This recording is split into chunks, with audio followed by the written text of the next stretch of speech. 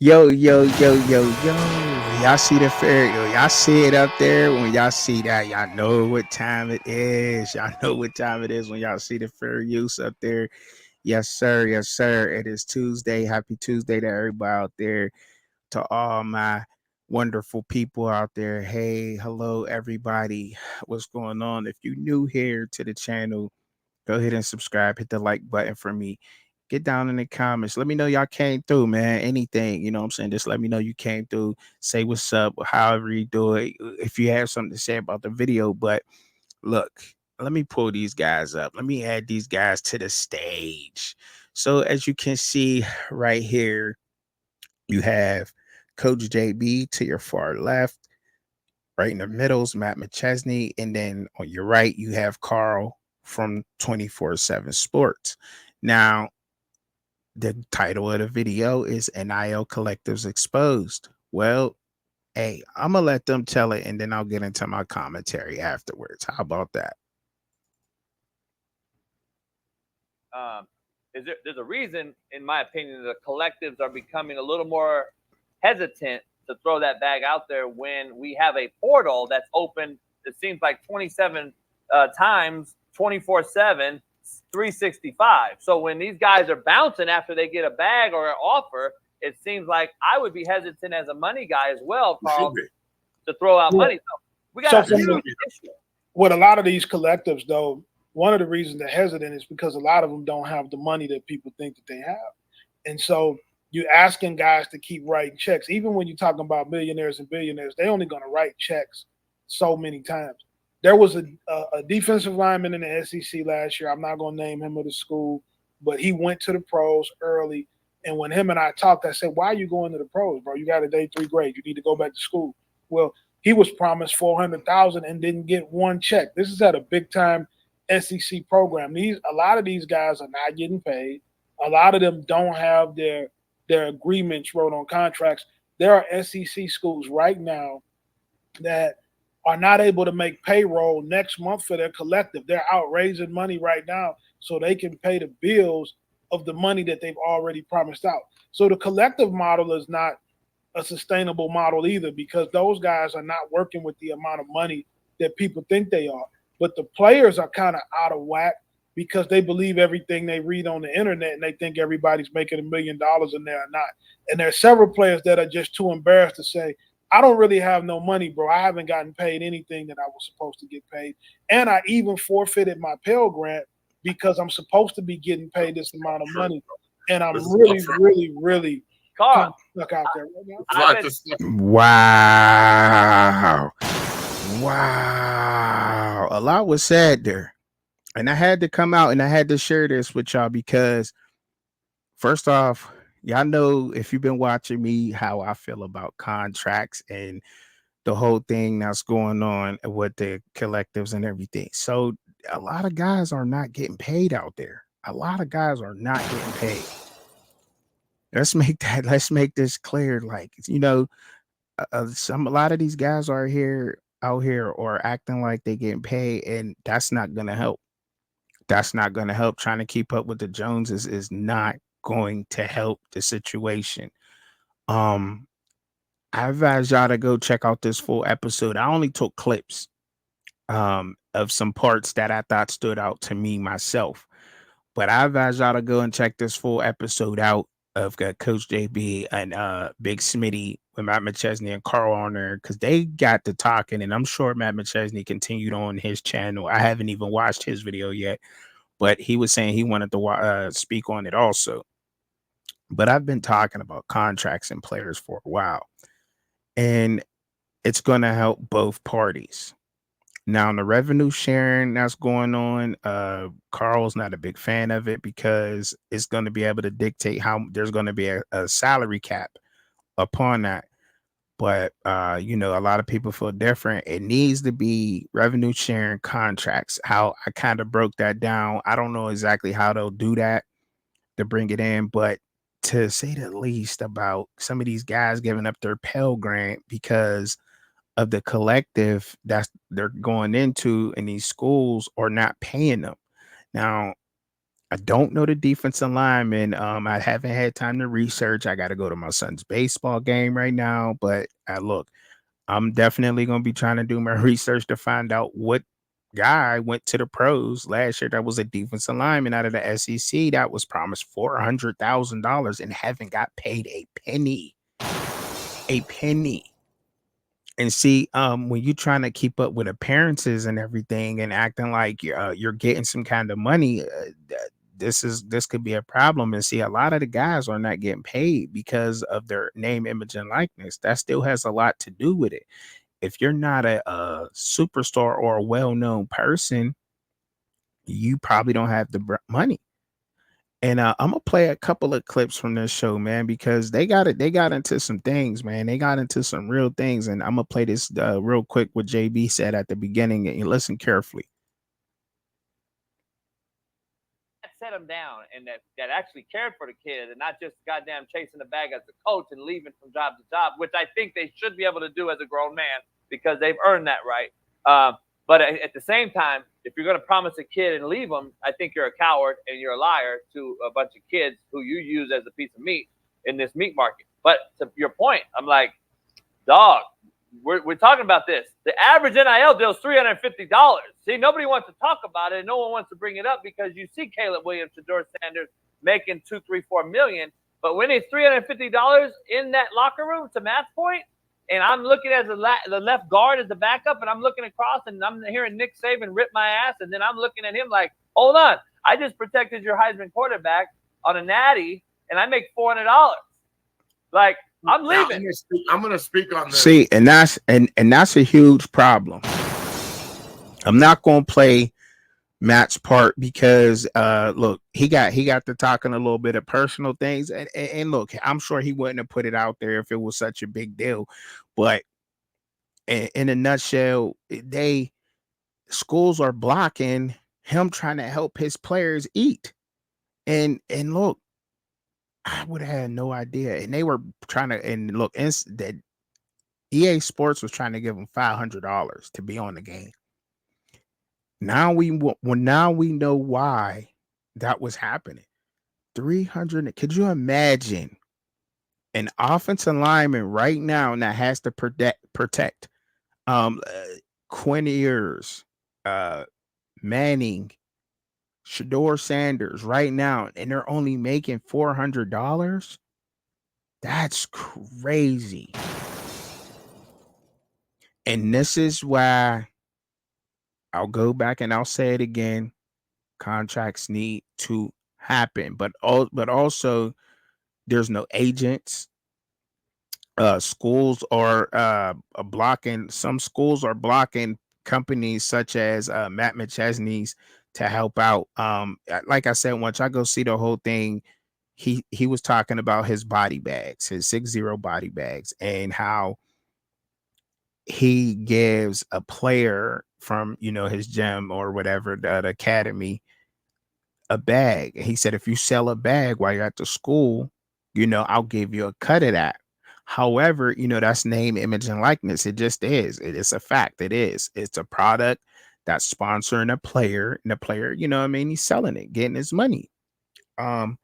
However, they're being blocked from doing things like that because it didn't go through the NIL collective at the school. But see, the NIL collectives at the schools are not trying to get up ahead of this and come together. But I mean, look, and maybe some are, but they don't have the money that we thinking they have. And that's why you're seeing a whole lot of players moving around and moving because they're not getting paid. They're not getting paid, and look, we can say what we want behind the mic, behind the camera, behind whatever you're using to create your content or whatever you're doing. But if you're out there busting your butt every day and you play a full season and you still haven't got your bread, yeah, you're out. You're out of here. I can't get an NIL deal. I'm out of here. So once again, it goes back into saying about Rashad Amos. what exactly what I say, and this is yesterday before I found out about this. He used the Colorado platform exactly for what everybody else is out there using it for. Everybody that makes a prime video, a prime show, or anything of that sort, he actually went. He said, "Look, I'm gonna get all the national attention put on me. People are gonna watch my highlights, and I'm gonna wind up going to a big school." And that's exactly what happened. Mississippi State wanted him first. Mississippi State wanted him first. Colorado took him right underneath Mississippi State. That was fine and dandy when that happened, but people got mad when he left. But he said, "Oh, now he's in the national eye." Who got him? Lane Kiffin from Ole Miss. It was a great play from the young man. Say what you want. It was a great play. And until we really find out what's really going on, and it just didn't take much for me to see that's what needs to be done. That's what needs to be done. I know a lot of people say that this already is going on, but it's just there's more and more things coming out and coming to the light that's supporting exactly what I stand on. Contracts, contracts. And more people are coming out talking about it now because they're seeing how things are panning out now. And it's just going to protect a lot. But I want to get up into this next little clip, and I want to play this clip and then this last one, and then I'll be done. And because he says something real. Listen. Guys aren't doing stupid shit. Well, are you being hired to develop the talent that you bring in, or are you being hired to manage the talent that you bring in? Because a manager is a friend, a developer is a coach, and those are two very different things. So if you look at some of the schools around the country that do a good job developing, what's the traits that they have that some of these other schools don't have, where they're going places where they get a bunch of 4- and 5-star kids who transfer and don't feel like they're developed because they're being managed rather than coached. So on the developmental, but man, on the developmental end, though, what happens to the guard that has 4 O-line coaches in 4 years? So that's the other side of it. So you should have picked a better school. Okay, well, I mean, that's easy. He said they should have picked a better school. I had the same. Now, he said they should have picked a better school. I like that. I like the fact Matt said that. And Matt, if you ever watch my videos, if you ever come across it, we know what happened. What we know what happened with Kermani, right? We know exactly what happened. He's out of school now, and I'm glad he's out of school. He just went to a different coach or 2 different coaches. Pick a better school, correct? That's exactly what he's doing. I mean, regardless of what he didn't do there at Colorado, regardless of what he didn't do, but you got guys who are managing and not developing. It's a big difference. I mean, he don't have to come out and say what's going on, but that's pretty much what's going on, and that's what went on in that situation there. I mean, that's how I feel. Okay. If you feel different, let me know down in the comments why you feel different, and we can have a conversation about it. I'm not one of those who ignore you. You know, I'm not one of those guys, but I honestly feel like exactly what's going on. A lot of these guys are finding different schools because a lot of coaches aren't putting the time in with that.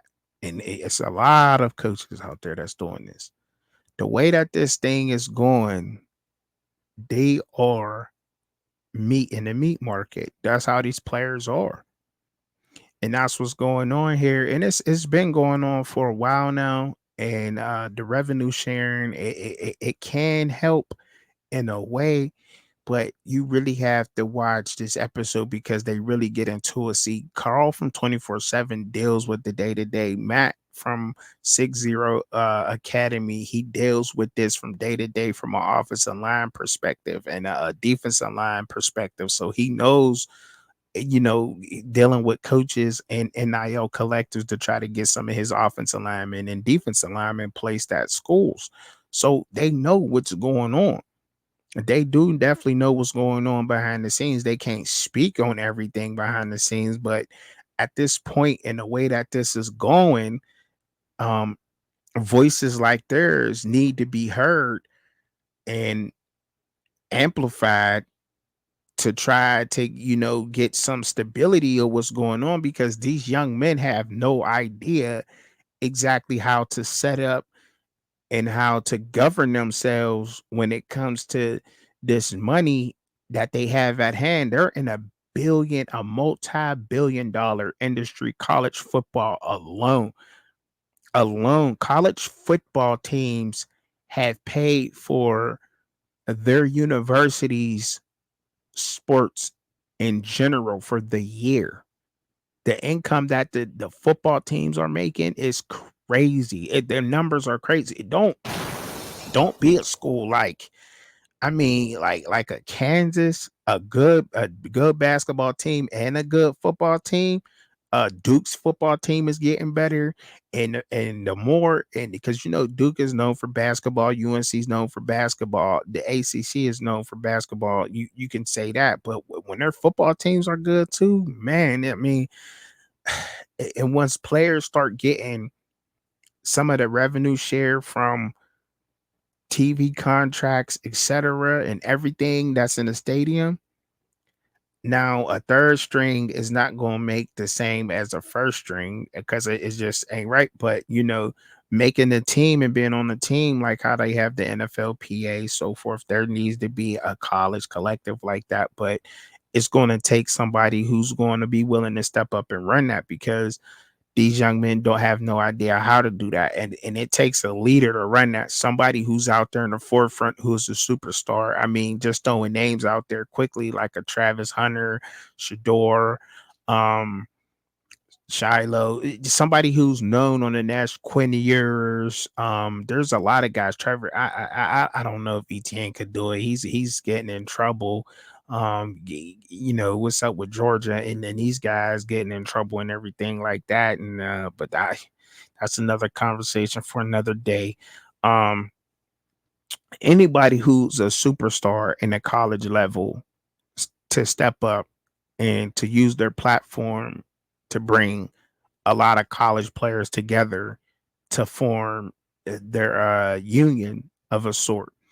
But look, I just wanted to come in, let y'all hear this, and tell me what y'all think about the video. Tell me what y'all think about the whole situation in total down in the comments. Let me know what's up, man. I appreciate y'all coming through and kicking it with me for a little bit and watching the video, because it was almost 20 minutes long, man. Roll the commercial.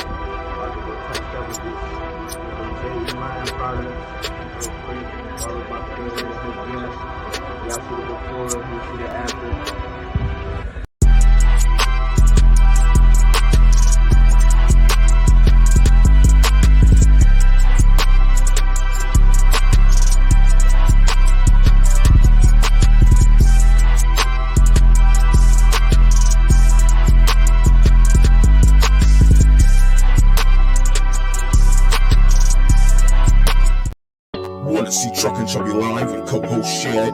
Tune in at Fans Point of View, Saturday, 6:30 p.m. Eastern Standard Time, 3:30 p.m. Pacific Time. But in the meantime, in between time, enjoy the content.